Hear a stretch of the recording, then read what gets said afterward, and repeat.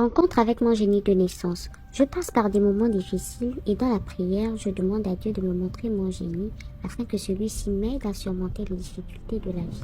C'est alors qu'un jour, je fais un rêve étrange. J'étais au resto universitaire de l'UOB à Libreville au Gabon et je me retrouve à table avec des amis. Chacun de nous avait commandé un repas. Il y avait de tous les prix, mais je me rappelle avoir choisi un plat peu cher, bien que je voulais un autre, mais l'argent me faisait défaut. Au moment de régler l'addition, je vois débarquer une dame blanche dans la quarantaine et un monsieur blanc plus jeune.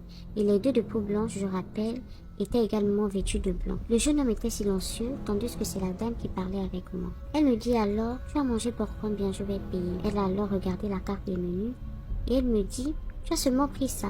Elle sort alors une liasse de billets. Elle paye pour moi. Après, elle me dit, tu vois tout cet argent, c'est pour toi. Je suis là pour veiller sur toi, mais ton argent, tu n'as même pas dépensé le tiers, tu as encore tout ça avec moi. Ensuite, elle me demande de me lever, qu'on aille dehors. Je la suis sans pourtant bouder. Arrivée à l'extérieur, il y avait une sorte de grotte avec à l'entrée un saint qu'elle a nommé Saint-Antoine de Padoue. Elle me dit, tu vois cette statue? Sache que le jour où il y aura des émeutes dans ton université, tu viens te cacher ici, dans cette grotte, derrière cette statue.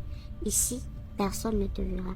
Et s'il y a des gens avec toi, demande-leur à boire de l'eau ou du lait et à ce moment, tu pries Saint-Antoine de Padoue, il va écouter tout ce que tu diras et il te rendra invisible. Je lui dis alors, mais comment je vais me cacher ici? Or, même étant dans la grotte et caché derrière la statue, on peut t'apercevoir au loin.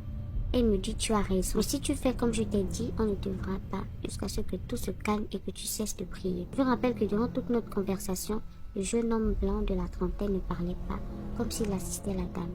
Je me suis levée et j'ai coupé le rêve. Et d'après les interprétations que j'ai lues ici et là, il en ressort que j'ai rencontré mon génie.